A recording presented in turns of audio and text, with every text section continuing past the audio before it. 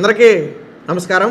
తాజాగా వైఎస్ఆర్సీపీ సోషల్ మీడియాలో కావచ్చు, వైసీపీ అఫీషియల్లో కావచ్చు ఒక వాయిస్ని అయితే బలంగా తిప్పుతున్నారు. ఏంటంటే జగన్మోహన్ రెడ్డి మీ హయాంలో జరిగినటువంటి డిఎస్సికి, మా హయాంలో జరిగినటువంటి గ్రూప్ 1కి రెండింటికి సిబిఐ విచారణకు సిద్ధమా అని చెప్పి జగన్మోహన్ రెడ్డి సవాల్ చేశాడని చెప్పి తిప్పుకుంటున్నారు. నిజంగానే కూటమి ప్రభుత్వానికి చిత్తశుద్ధి ఉంటే, చంద్రబాబుకి దమ్ము ధైర్యం ఉంటే సిబిఐ విచారణకి ఇవ్వాలని చెప్పి తిప్పుతున్నారు. ఇందులో మొదటగా గ్రూప్ 1 గురించి మాట్లాడదాం. గ్రూప్ 1 అంశాన్ని సిబిఐకి ఇవ్వాలా వద్దా అనేది హైకోర్టు చూసుకుంటుంది. ఎందుకంటే ఈ గ్రూప్ 1 అంశంలో, ఈ గ్రూప్ 1కి సంబంధించినటువంటి ఏ విషయంలో కూడా రాష్ట్ర ప్రభుత్వ పాత్ర లేదు. ఇది పూర్తిగా అభ్యర్థులకి కోర్టుకి మధ్య జరుగుతున్నటువంటి ఘటన. అభ్యర్థులు వేసినటువంటి పిటిషన్ ఆధారంగా కోర్టు దీన్ని టేకప్ చేసింది. కోర్టే ప్రాథమిక విచారణ తర్వాత సిట్ ఏర్పాటు చేసింది. ఆ నివేదిక కూడా కోర్టుకే ఇచ్చింది సిట్టు. సో ఇందులో రాష్ట్ర ప్రభుత్వ ప్రమేయం అనేది ఏమీ లేదు. కాబట్టి రేపు తీర్పు త్వరలోనే రాబోతుంది. సో ఆ తీర్పు సమయంలో హైకోర్టు ఏం చెప్తుందో దీంట్లో చాలా డెప్త్గా విచారించాలి. కాబట్టి సిబిఐ విచారణకి ఇస్తామంటారా, లేదా కోర్టే ఒక నిర్ణయం తీసుకుని ఏదైనా తీర్పు వెలువరిస్తుందా అనేది మనకు తెలియదు. సో అది కోర్టు పరిధిలో ఉంది. ఇక డిఎస్సిలో సిబిఐ విచారణకి సిద్ధమా అంటున్నారు. ఎస్, సిబిఐ విచారణ చేయించాలి. ఎప్పుడు చేయించాలి? ఇదిగో డిఎస్సిలో ఈ అవకతవక జరిగింది, ఈ స్కామ్ జరిగింది, ఇదిగో ఆధారం అని మీరు చూపించగలిగితే, లేదా కోర్టులో ఏదైనా సరే ప్రభుత్వానికి వ్యతిరేకంగా మీరు తీర్పు తీసుకురాగలిగితే అప్పుడు సిబిఐ విచారణకు డిమాండ్ చేయొచ్చు, తప్పులేదు. ఇప్పుడు ఫర్ ఎగ్జాంపుల్ పర్వత్ రెడ్డి ఉన్నాడు, వైసీపీ ఎమ్మెల్సీ పర్వత్ రెడ్డి మొదట పిటిషన్ వేశాడు. ఆయన పిటిషన్ అసలు ఆర్డర్లోనే వేయలేదని కోర్టు ఆగ్రహం వ్యక్తం చేస్తే కోర్టుకి సారీ చెప్పి పిటిషన్ వెనక్కి తీసుకుని రెండోసారి పిల్లు వేశాడు. రెండోసారి పిల్లేసిన తర్వాత కోర్టు ఏం వ్యాఖ్యానించింది? మీ రాజకీయ కక్షలు తీర్చుకోవడానికి ఇది వేదిక కాదు అని హెచ్చరిస్తూనే అసలు పిల్లులో మీరు పేర్కొన్నటువంటి అంశాలకి రాష్ట్ర ప్రభుత్వానికి సంబంధం ఏంటని అడిగింది. స్పోర్ట్స్ కోటా రిజర్వేషన్ అనేది కేంద్ర నిర్ణయం ప్రకారం తీసుకున్నటువంటి అంశం. అలాగే మీరు ఎవరైనా సరే దొడ్డిదారిన ఉద్యోగాలు పొందారని మీరు చెప్తున్నారు. ఆ పొందిన వారు ఎవరో మీరు ఇందులో మెన్షన్ చేయలేదు. అసలు ఈ పిటిషన్కు విచారణ అర్హత ఉందో లేదో తేలుస్తాము, మీరు తీసుకుంటారా, మమ్మల్ని తేల్చమంటారా అని అడిగితే వాళ్ళు సమయం అడిగితే 3 వారాలు గడువు ఇచ్చారు. ఎందుకంటే ఈ పిటిషనర్ పర్వత్ రెడ్డి తరపు లాయర్ ఏమన్నాడంటే, నేను పర్వత్ రెడ్డితో మాట్లాడాలి, నాకు కొద్ది సమయం ఏమన్నంటే 3 వారాలు గడువు ఇచ్చారు. నాకు తెలిసి నెక్స్ట్ వీక్లో అది విచారణకు వస్తుందేమో.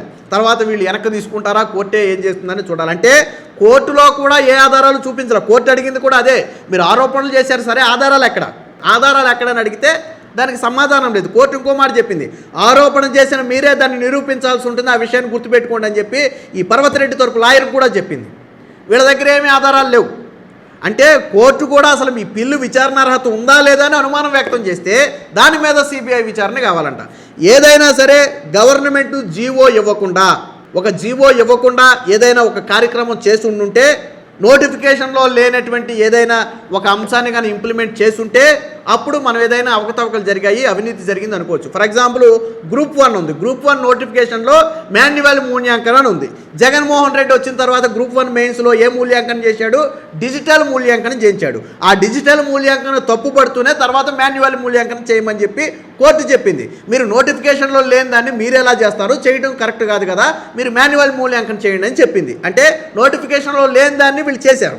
అలాగే ఇక్కడ డిఎస్సి విషయంలో, స్పోర్ట్స్ కోటా విషయంలో కానీ, లేదా రిజర్వేషన్ విషయంలో కానీ, హారిజెంటల్ రిజర్వేషన్ విషయంలో కానీ, లేదా ఇంకో విషయంలో కానీ ఎక్కడైనా సరే జీవో ఇవ్వకుండా రాష్ట్ర ప్రభుత్వం ఉందా? జీవోకు వ్యతిరేకంగా చేసిందా? పోనీ రహస్య జీవోలు ఏమైనా ఉన్నాయా?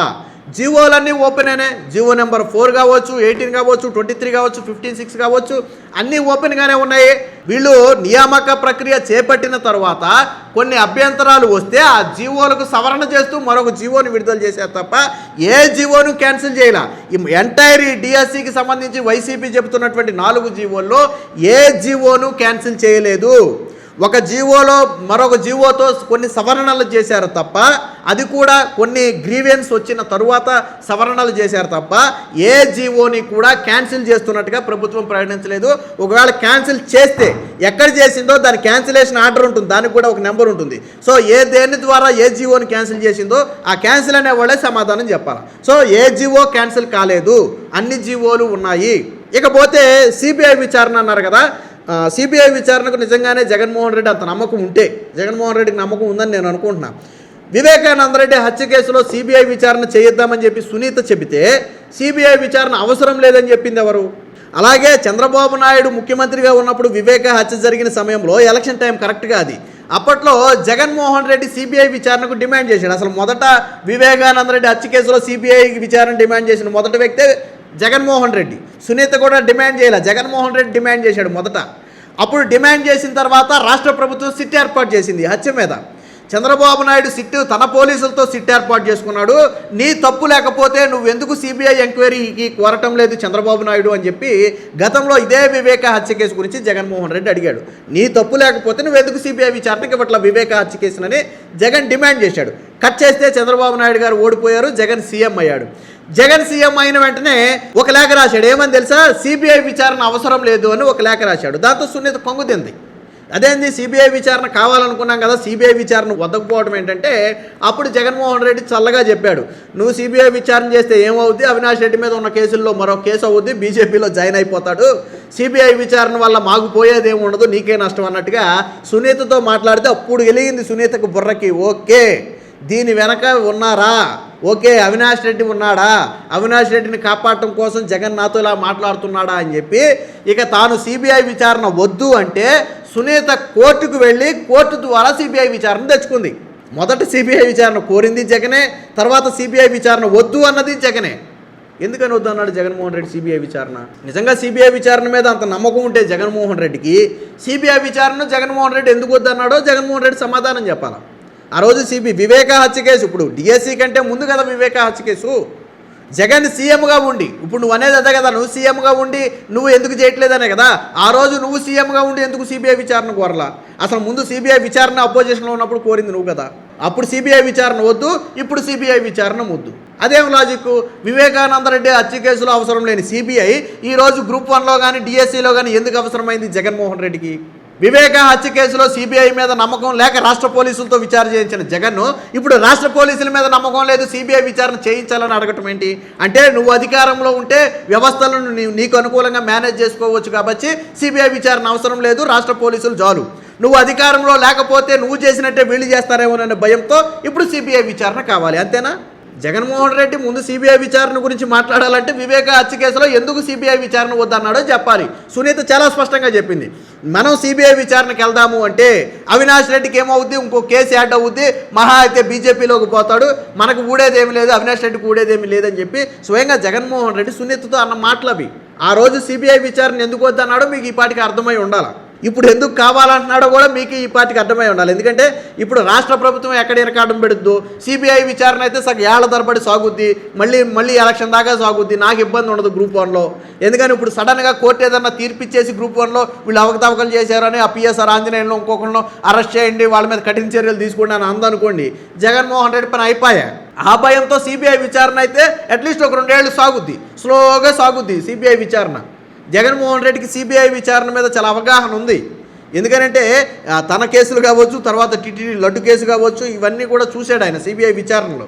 కాబట్టి జగన్మోహన్ రెడ్డికి చాలా అనుభవం ఉంది, ఎంత స్లోగా సాగుద్ది, సిబిఐ విచారణ సగ్గా ఎలాగా సాగదీయాలి.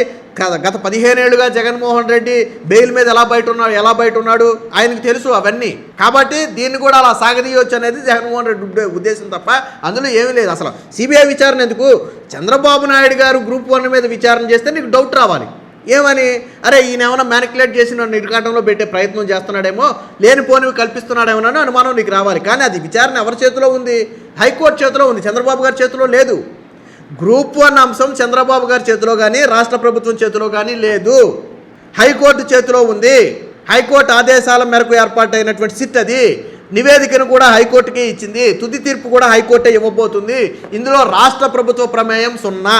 కాబట్టి గ్రూప్ 1 విషయంలో నీకు భయం అక్కర్లా జగన్మోహన్ రెడ్డి, చంద్రబాబు నాయుడు ఏదో చేస్తాడని భయం అక్కర్లా.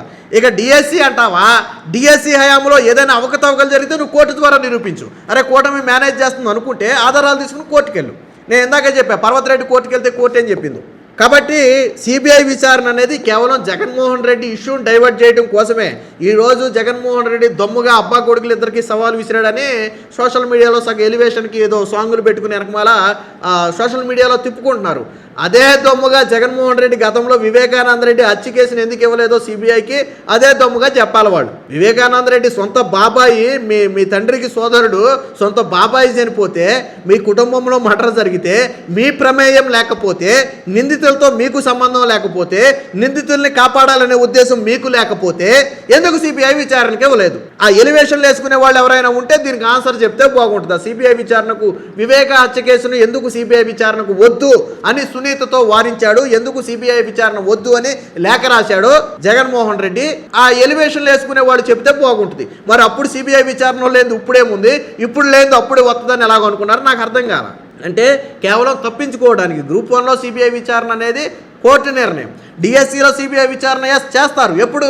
నువ్వు ఏదైనా తప్పు జరిగిందని నిరూపిస్తే. ఆరోపణలు చేస్తే విచారణ చేయరు, ఆరోపణలు చేస్తే విచారణ చేయరు. ఆధారాలు చూపిస్తే విచారణ చేస్తారు, ఆధారాలు చూపిస్తే విచారణ చేస్తారు. వీళ్ళ దగ్గర ఆధారాలు ఉన్నాయా? లేవు. సో ఇది అంటే జగన్మోహన్ రెడ్డి 2 నాలుకల ద్వారా చూడండి. సొంత కుటుంబంలో హత్య జరిగితే మాత్రం సిబిఐ వద్దు, ఇప్పుడు అసలు ఏ అవకతవకలు జరగకపోయినా సిబిఐ ముద్దు అంటే అప్పుడు వద్దు, ఇప్పుడు ముద్దు. అదేం లాజిక్ నాకు అర్థం కాల. సో మీరు ఎలా చూస్తారు? జగన్మోహన్ రెడ్డి గతంలో వివేక హత్య కేసులో వద్దన్న సిబిఐని ఇప్పుడు డిఎస్సి గ్రూప్ 1లో కావాలంటున్నటువంటి జగన్మోహన్ రెడ్డి నిర్ణయాన్ని మీరు ఎలా చూస్తారు? అలాగే వీడియో ఎలా ఉందనేది కామెంట్ రూపంలో తెలియజేయండి.